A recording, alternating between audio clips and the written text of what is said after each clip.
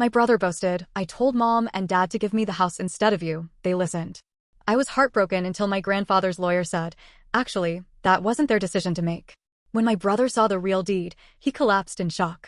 I never expected things to turn out like this. I really didn't.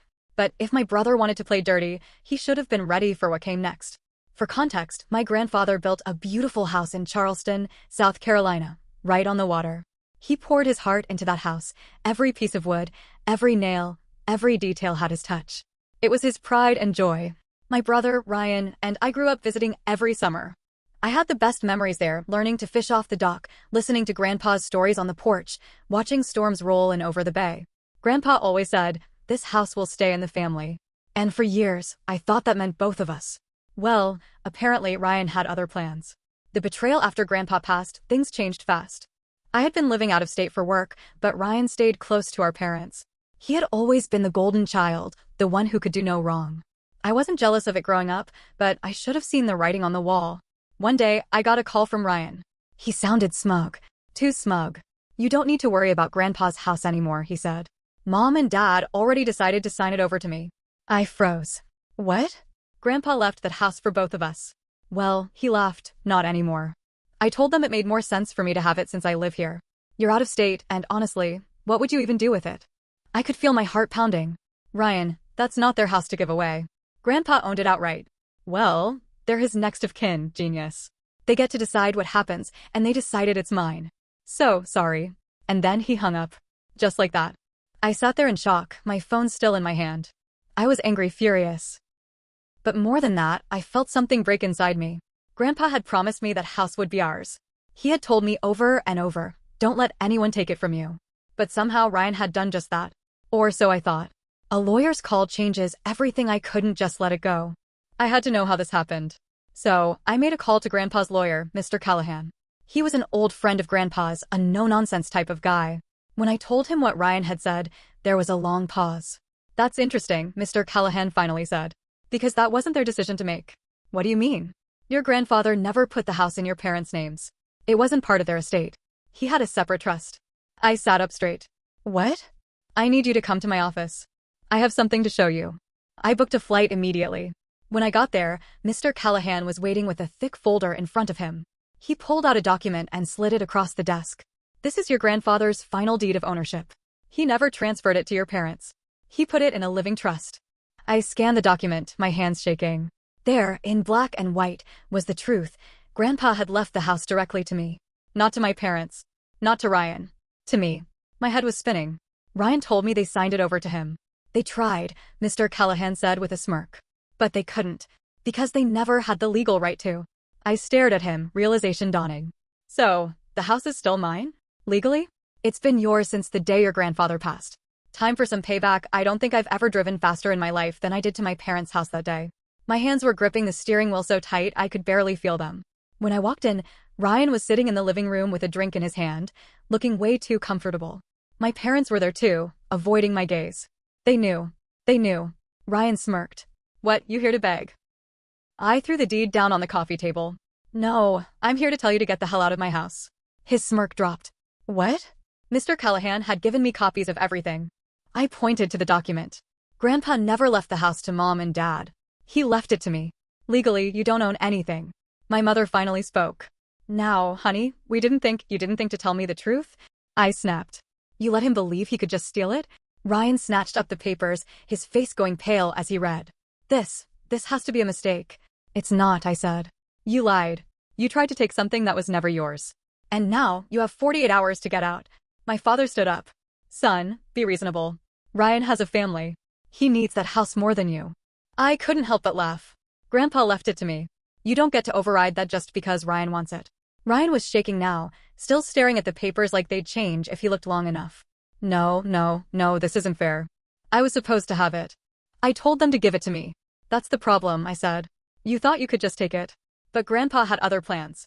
And as reality sank in, I saw it happen. Ryan's face turned white, his hands shook, and then, just like that, his legs gave out. He collapsed onto the couch, his whole body slumped in shock.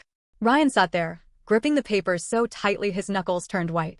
His breathing was shallow, and his eyes darted back and forth over the document, like he was hoping the words would change. My parents were dead silent. Then, my mom did what she always did. She tried to guilt-trip me. "Sweetheart, don't do this to your brother," she said, her voice all soft and wounded. "We're family. We need to think about what's best for everyone." I let out a bitter laugh. Funny, because when Ryan thought the house was his, none of you were thinking about me. My dad, who had been quiet up until now, finally spoke. "This isn't how families should handle things," he said, his tone low and serious. "Ryan was going to take good care of that house. He was keeping it in the family. And you're really going to come in here and throw him out?" I crossed my arms. "He tried to steal it from me. He lied to me. And you both helped him." Ryan snapped his head up. "I didn't lie. I thought." He struggled for words, then threw the papers onto the floor. "It doesn't matter. That house should be mine. I deserve it more than you." That was it. That was the moment I realized Ryan didn't just feel entitled to the house. He had convinced himself that he was the victim. In his mind, I was the bad guy for taking back what was rightfully mine. But I wasn't backing down. The scheme after I left my parents' house, I called Mr. Callahan again. I needed to know what my next move should be. "Your brother has no legal claim," he reminded me. "But that doesn't mean he won't make this ugly." And he was right. A few days later, I got a text from a neighbor near Grandpa's house. It was a picture of Ryan's car parked in the driveway. I felt my stomach twist. I drove straight there, and sure enough, Ryan had moved in. He had changed the locks, moved in his furniture, and was acting like the place was his. I knocked hard on the door. He answered with a smug grin. "Oh, look who it is. Sorry, my house isn't open to visitors right now." I clenched my jaw. "Get out." He shrugged. "Nope. You may have some fancy papers, but possession is 9/10 of the law. And I'm living here now. So if you want me out, you'll have to take me to court." I wanted to strangle him. He was playing dirty. The court battle begins. I didn't waste time. I went straight to my lawyer, and within a week, we filed a formal eviction notice. Ryan fought back hard. He hired his own lawyer, probably paid for by my parents, and tried to argue that since he had already moved in, he had established residency. He even tried to claim that I had abandoned the property by not moving in immediately after Grandpa's death. It was messy. The case dragged on for months. In the meantime, Ryan was living in the house, trashing it, throwing parties, and acting like he had already won. He even rented out rooms on Airbnb to make extra cash. It was infuriating. One night, I got a call from an old family friend who lived nearby. "You might want to get over here," she said. "There's a party going on at your house. And it's bad." I jumped in my car and drove straight there. When I arrived, I couldn't believe what I was seeing. My house, was packed with drunk strangers. Music blasted from inside, and empty beer bottles were littered all over the lawn. Some guy was puking in the bushes. I pushed my way inside, and it was even worse. Cigarette burns on the furniture. Spilled drink soaking into the hardwood floors Grandpa had polished himself. Some random girl was spray painting something onto the wall. I lost it. I marched straight to Ryan, who was lounging on the couch like a king. "What the hell are you doing?" He barely glanced at me. "Relax, little bro. It's just a party." I grabbed his shirt and yanked him up. "This isn't a frat house, Ryan. This was Grandpa's house. Do you even care?" He ripped himself away from me. "Oh, get over it. I'm just enjoying what should have been mine anyway." That was it. I wasn't waiting for the courts anymore. I was ending this now. Time for war. I called the cops right there in front of him. "Yeah, I'd like to report trespassers and vandalism at my house." Ryan's eyes widened. "Are you serious?" I smirked. "Very." When the cops arrived, I showed them the deed, proving that the house belonged to me. The police ordered everyone out, and Ryan, still cocky, told them he was a tenant. That's when I dropped the bomb. "Actually, he's running an illegal Airbnb here," I told the officers. "He's making money off a house he doesn't own, and I doubt he's reporting that income." Ryan's face went pale. The cops started asking questions. A lot of them. One of them even looked up the Airbnb listing on his phone and whistled. "You're making quite a bit of money off this place, huh?" Ryan stammered. Well. Then came the final blow. "Oh, and I'm pretty sure he's been committing utility fraud," I added casually. "Since, the electricity is still in my grandfather's name." Ryan collapsed into a chair, realizing just how deep he was in. The cops didn't arrest him that night, but they sure as hell didn't let him stay there either. He was ordered to leave immediately, and I made sure he never stepped foot in that house again. But that wasn't the end. Ryan and my parents weren't going down without a fight. They had one more trick up their sleeves. The will no one knew about. A few weeks later, I got a notice that Ryan was contesting Grandpa's will. Apparently, he and my parents had dug up an old, handwritten note from Grandpa that they claimed was a revised will. According to the so-called will, Grandpa had changed his mind and left everything to my parents, who had then given the house to Ryan. I was furious. It was obviously fake. Grandpa was meticulous with his paperwork. He never would have written something so sloppy. But here's where it got interesting. They actually found a judge who agreed to look at it. The fight wasn't over. And this time, Ryan wasn't just trying to steal my house. He was trying to rewrite history. I was beyond furious, but I wasn't surprised. Ryan had always been a schemer, and my parents had spent years covering for him. I should have known they wouldn't go down without a fight. But forging a will? That was a new low even for them. I met with Mr. Callahan again, slamming the so-called revised will onto his desk. They're actually trying to pull this off, I growled. Can they? He adjusted his glasses and studied the paper. It's weak, he said after a moment. This isn't how your grandfather did things. His original will was notarized and filed properly.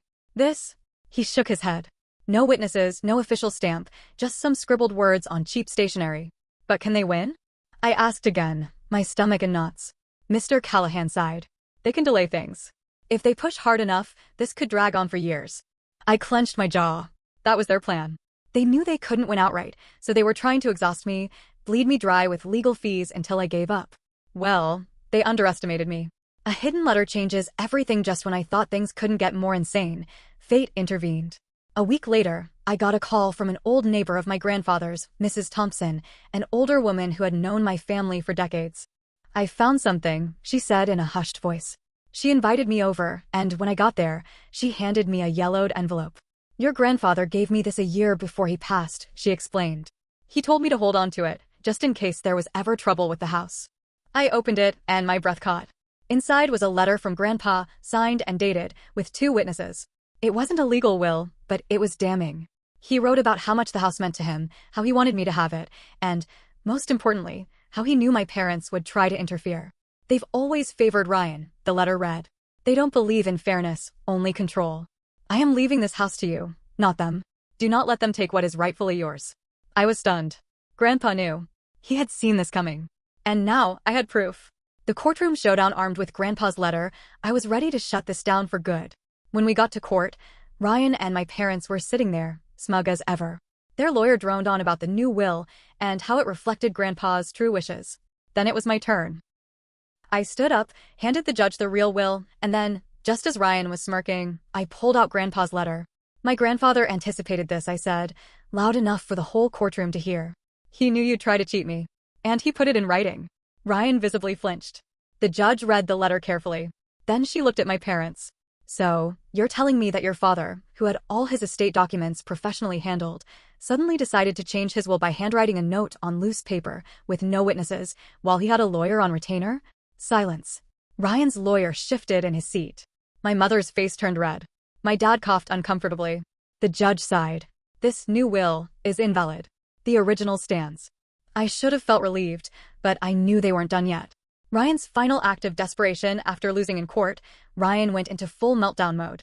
He started calling me nonstop, leaving messages that swung between rage and pathetic pleading. One second, he was screaming about how he deserved the house. The next, he was crying and saying I was ripping the family apart. Then I got a call from a realtor. Hi, is this the owner of Grandpa's address? She asked. Yes. I just wanted to confirm, you're selling the house, correct? A man named Ryan contacted us and said he was authorized to list it. I felt my blood turn to ice. Ryan was trying to sell the house out from under me. The final straw, I didn't even bother calling him. I drove straight to the house. When I got there, I saw something that made my blood boil. For sale, sign was already up in the yard. Ryan was outside, chatting with a realtor like he didn't have a care in the world. I walked up and ripped the sign straight out of the ground. Ryan turned. What the hell are you doing? I should be asking you that, I snapped. You don't own this house. You never did. The realtor looked uncomfortable. Ryan, you told me you had power of attorney over the estate. Ryan's face turned red. Well, I pulled out my legal deed and shoved it into her hands. Here's the actual ownership record. Ryan has zero authority to sell anything. The realtor took one look at it, then turned to Ryan. You lied to me? Ryan stammered. I was going to work something out. She cut him off. We're done here. She walked off, shaking her head. I turned to Ryan. That was your last chance. His face twisted with rage. You don't deserve it. You never even lived here. I took a step closer. And you don't deserve to breathe the same air as Grandpa after what you pulled. That's when he snapped. Ryan lunged at me, fists flying. Ryan lunged at me, fists swinging wildly. I barely dodged the first punch, but the second caught me in the ribs. Pain shot through my side, but I stayed on my feet. He wasn't going to win, not this time. I shoved him back, sending him stumbling into the porch railing. He was breathing hard, his face red with fury. You always thought you were better than me, he spat. Always Grandpa's favorite, always acting like you were some saint. I clenched my fists, trying to steady my breath. No, Ryan. I just didn't lie, cheat, and steal to get what I wanted. He let out a bitter laugh, wiping sweat from his forehead. You think I had a choice? Mom and Dad made it clear a long time ago that I had to be the one to stay close, to take care of them, to do whatever they wanted. And you? You got to leave. You got to have a life. His voice cracked slightly, but his face twisted with anger. This house was supposed to be my reward for putting up with them. I stared at him, my anger colliding with something else, something I hadn't expected. Pity. He was right about one thing. Our parents had always controlled him. I had gotten away. He hadn't. But that didn't excuse what he did. You still had a choice, I said, my voice firm. You could have done the right thing. You could have talked to me. But instead, you lied. You tried to cheat me out of my own house. And when that didn't work, you forged a will, trashed the place, and tried to sell it out from under me. Ryan swallowed hard, his eyes flicking toward the ground. For a moment, I thought I saw guilt, real, genuine guilt. But it disappeared just as quickly as it came. I deserved it, he muttered. I deserve something. I shook my head. No, you deserved exactly what you got. And with that, I turned my back on him. The aftermath, the police arrived 10 minutes later. The realtor had called them after realizing Ryan had tried to fraudulently list the house. They arrested him for attempted real estate fraud, forgery, and trespassing. My parents showed up as he was being put into the squad car. My mother was in tears, screaming at me, calling me cruel for putting my own brother in jail. My father stood there, silent, shaking his head like he couldn't believe what had just happened. I felt hollow. Ryan had done this to himself. But still, watching my brother get driven away in handcuffs didn't feel like victory. It felt like a tragedy that had been set in motion long before I ever had a say in it. Confronting my parents after the police left, my parents turned on me.